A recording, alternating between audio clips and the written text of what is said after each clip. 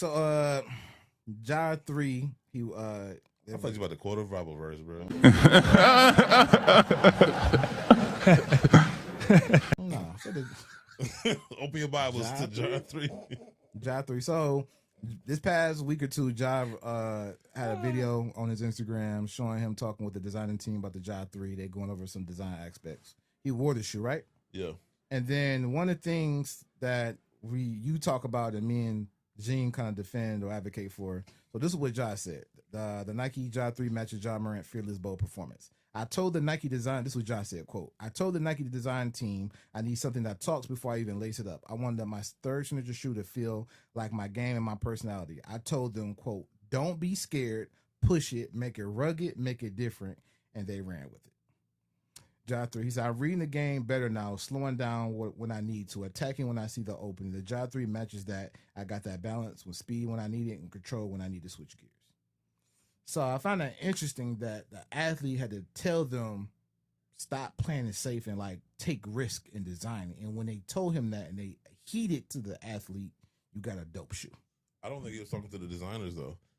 I think he was talking to whoever, because anytime you talk to the designers, they'll tell you like they got their budgets, because they get the directives from their bosses. So yeah, the player will come in and say, I want this, and this, and this, or whatever, right? Ultimately, the brand, depending on the player, like LeBron, he could probably go in there and ask for anything, right? But depending on the player, they're only going to put so much into it. And like I said, like when you see some of the samples that these motherfuckers be having, just to be told, well, the brand said, the higher ups. It's like, so the shit exists. It's just they get told no a lot. So I can understand why. And so I'm happy that y'all said that, because I'm guessing that he probably was challenging the designers to come up with something creatively, because he can get stagnant in there when you keep getting told no. But I think it's also a directive to the people who greenlight shit, that say like, yo, like I want something that's going to be, what did he say? Speaks before I even lace them up? Yeah. Right. I mean, essentially something different, because when you look at the shoe, yeah, you know how like the Ja 1 and Ja 2, again, Kobe silhouette all over. That was like, just basic. That's all it is. That's why that's not the designer's fault. That is them. That's the higher up saying, okay, people want this type of shoe, so let's find a way to stick with that. That's not the design. The designers are actually come up with this from this. As a designer, if anybody get a chance to ask them to show you like their sketches or even some of their samples, shit be crazy. Problem is, they get the directives from their bosses. We're looking for a Kobe-like shoe, so give me a Kobe-like shoe. But I think, too, if that was the case, then why did it take... Because Ja didn't have, like, a strong selling shoe last year. He was out for it. So it wasn't like, okay, we came off a strong selling year, so if it ain't broke, don't fix it, right? Mm-hmm. What made them say yes to this? Because also the shoe went up $10, $15, too. Mm-hmm. So it's going to be $130. So it wasn't like they stayed in the same ballpark. So I guess to me, the biggest thing that cars shoe cost for the shoe is technology, which is why some lower price shoes only got cushion liners, their cushion set up, or maybe one zoom airbag, as opposed to like LeBron's shoe that has a full lens zoom or a double stack in the heel or in the 4-foot. So his shoes are expensive is because of the tooling and the cushioning setup, which is probably the biggest part. So Josh shoes wasn't like, you could still give me a dope shoe for $120 because we got it with the Kyrie. So it's not like you stay inside that ballpark. And so if the designers are giving dope shoes, but they're going to be in a 150 range. Shout out to PG because we got it with those. Yeah. Too. So if the designers are designing dope shoes but not in budget, you're going to get a no.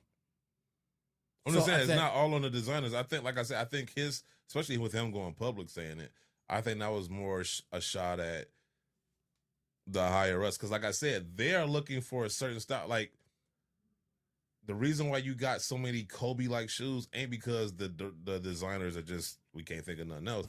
It is, yo, this is what people are liking right now. We're looking for something more like this. So stay within that mode.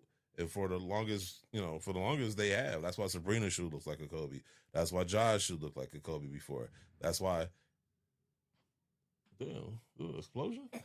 Nah, your brick got drive into the building. Your brick got dropped off. That was one of them nitrogen tanks, probably with that ice Dude, cream. hope not. I was gonna get some after the show. For what? I thought you used ether for your bricks.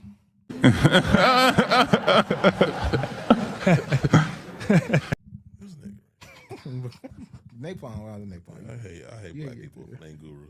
But but like when you're given a directive, we're looking for something like a Kobe. I hate you too, though. You know what? I know. You know, I hate you. I hate you. I ain't never gonna let you because you left us. We made ball the thing, and you left us. I hate so much about the things that you choose to be. That's why I'll never let you go for that. Oh yeah, go ahead, being ball. Yeah, you left us. Huh? You was ball for 2 weeks and you left us. It wasn't even a full. full. Oh, It wasn't even 2 weeks. Yeah, so that's It why wasn't even 2 weeks. I know. Me and him is like John Conyers and Obama. You like John James. You know what I'm saying? You turned your back. You turned your back on us for no apparent reason. Hey, I really hate you. John James, Herschel Walker. John James. Herschel Walker with Lenny Fives. Hey, wait. The problem is only the Michigan people gonna know who gonna get that. I might have to turn the camera off. There's about to be some furniture. That's what it is. You know what I'm saying? And the bald heads are sex symbols. Bob, we carry Bob, it's about to be some furniture movie. You might want to turn that camera off for insurance purposes. You didn't leave us for waves or dread. That is you left bullshit. us for like a quarter John, inch. what's his name? John James. Yes. Hey, I can't wait to rewatch the show I wish you would and see the John James picture. Man, no. The one thing you will never compare me to is a black man with no facial hair. Both y'all niggas gonna get clapped up when I get back. Both of y'all niggas. What did I do? It don't fucking matter. That is the worst. Nice. The worst. John James is, oh man. A sellout of the Manchurian Candidate. Man, hold on, Tim Scott. No, never. Could never play me. Nobody knows what Tim Scott is. No, I'm going to put his picture up. Look at my African American over here. Look at him.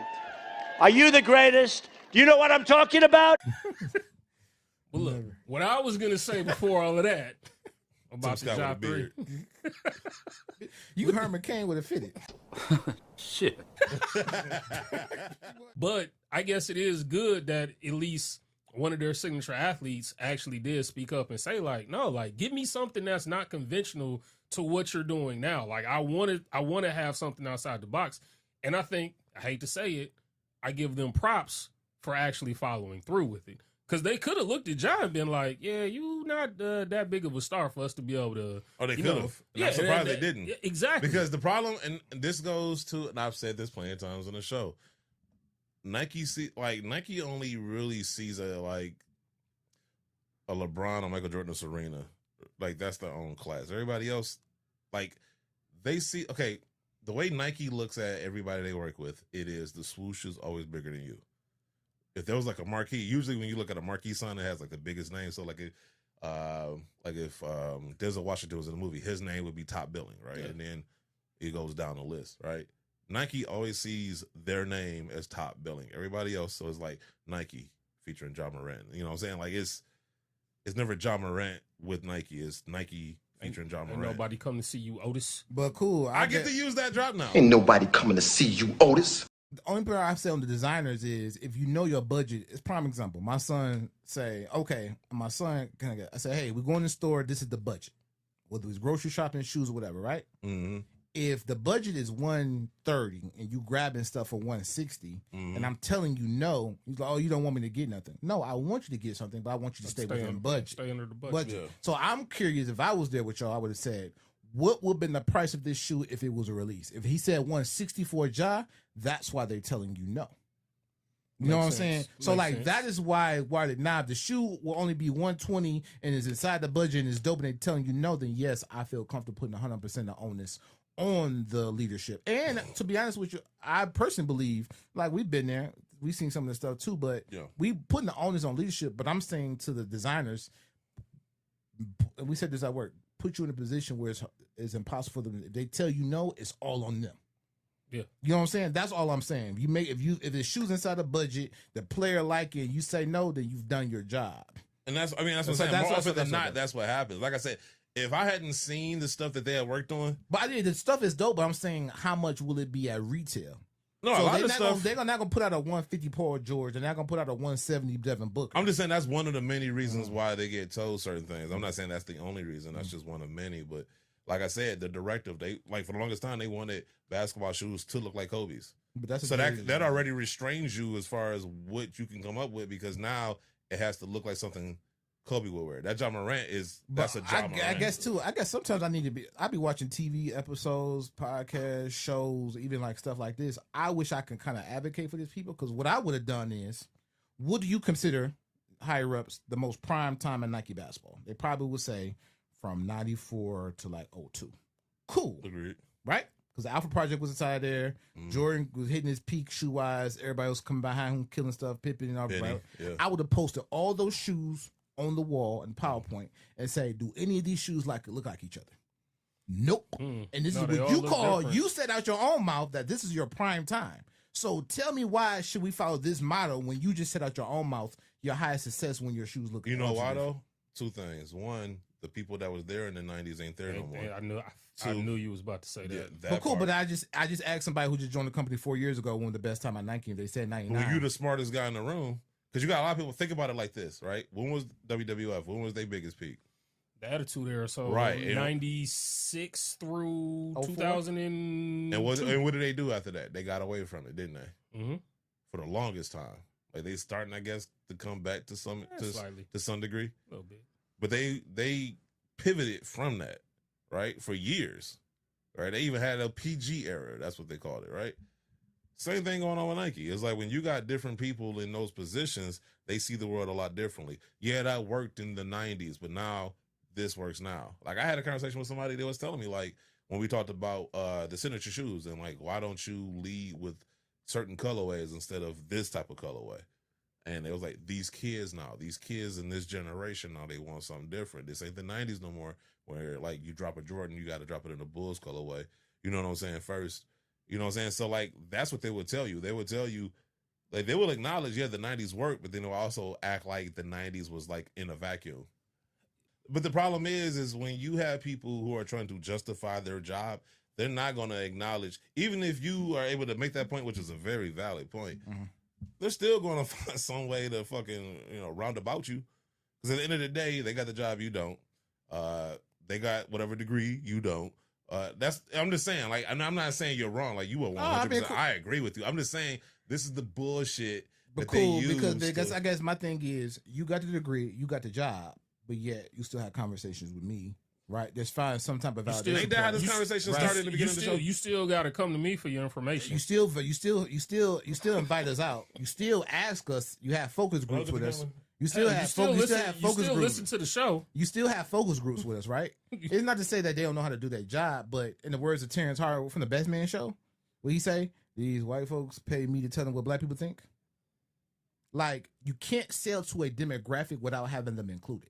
And it's not just our opinions. We had somebody on the show that said, hey, I told them I'm a white guy. I probably shouldn't be working on the Black History Month project when you got all these other people that are qualified within the company, right? So this is not just us saying, it's people who've been experienced that, because you're pretty sure you at the LGBT, the Be True collection, you probably had people from that community work on that shoe. We're not saying do a job. We're just saying. Which is crazy because you got a large population of both of those groups of people on the West Coast. And that have access to be able to get to Nike's campus in Oregon. So it's easier for you to be able to reach out to them to have those conversations. But we're in the 21st century, bro. You can Zoom call somebody. I 100% agree with you. I think that's, and we all think one of the things we ask as black people is do not tell our story for us. Okay.